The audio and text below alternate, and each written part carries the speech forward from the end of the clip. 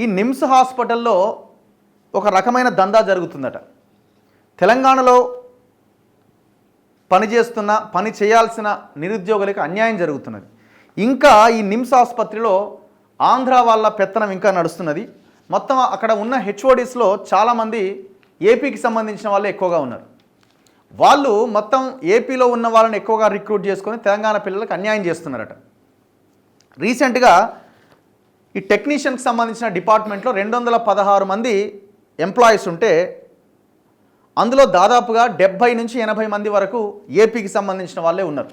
ఎందుకు ఇక్కడ ఎక్కువగా ఇంట్రెస్ట్ చూపిస్తున్నారంటే హెచ్ఓడీలేమో ఏపీ వాళ్ళే ఉన్నారు, ఎంప్లాయీస్ నుండి ఎక్కువగా వాళ్ళని రిక్రూట్ చేసుకున్నారు. కారణం ఏంటి అంటే అక్కడ 12,000 జీతం ఉంటే మన దగ్గర నిమ్స్లో 32,000 జీతం ఉందట. సో ఇక వాళ్ళు ఆడిందే ఆట పాడిందే పాటగా వ్యవహారం నడుస్తున్నది. అండ్ మొన్న కొత్తగా ఒక 100 మందికి నోటిఫికేషన్ ఇచ్చిరట.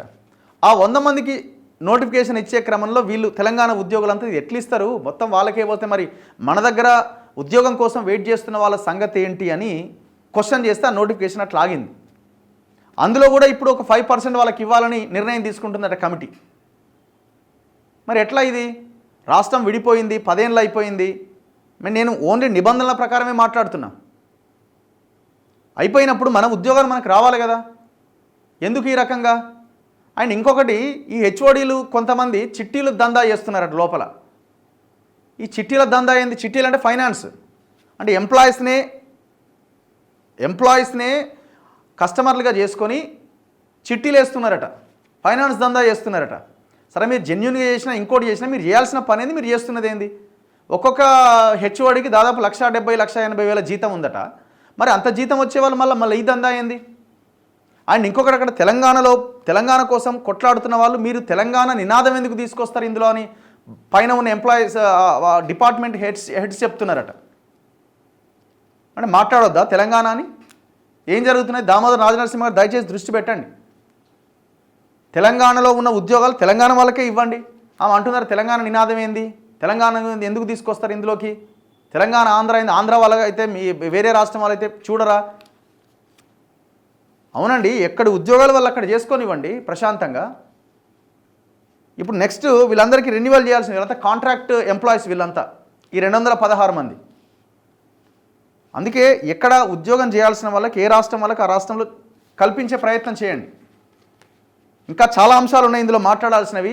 తక్షణమే దీని మీద దామోదర్ రాజనరసింహ గారు నిమ్స్ హాస్పిటల్ మీద ప్రధానంగా ఫోకస్ చేయాల్సిన అవసరం ఉన్నది. వీళ్ళు చాలా సఫర్ అవుతున్నారు. అండ్ ఇంకొక విషయం ఏంటంటే వీళ్ళ మీద దారుణంగా ఇబ్బందులు కూడా పెడతా ఉన్నారట. ఎవరైతే క్వశ్చన్ చేస్తారో అక్కడ ఆ క్వశ్చన్ చేసిన వాళ్ళకి ఇష్టం వచ్చినట్టుగా డ్యూటీలు వేస్తున్నారట. మరి ఎందుకు ఈ పరిస్థితి?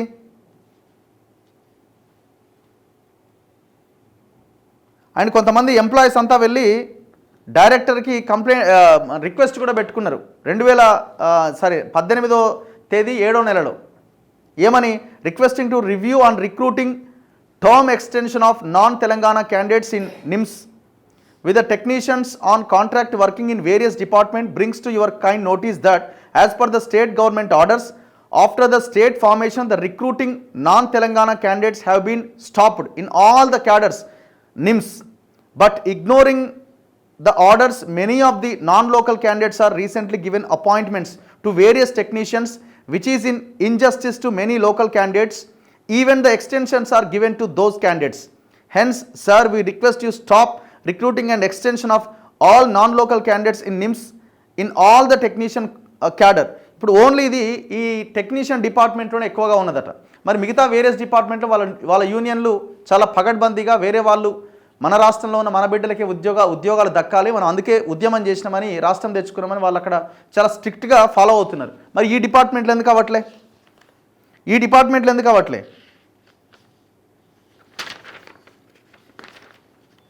సో దయచేసి 212 మంది లిస్ట్ ఉన్నది. ఇందులో ఎవరెవరైతే ఉన్నారో అండ్ ఇంకొకటి, వీళ్ళు ఫేక్ సర్టిఫికెట్లు పెట్టి కూడా ఇక్కడ నివాసం ఉంటున్నారట. వాటిని తేల్చండి, అర్హులు ఎవరు అనర్హులు ఎవరో తేల్చండి. వాళ్ళ పర్మనెంట్ అడ్రస్ ఏంది, టెంపరీ అడ్రస్ ఏంటో తేల్చండి.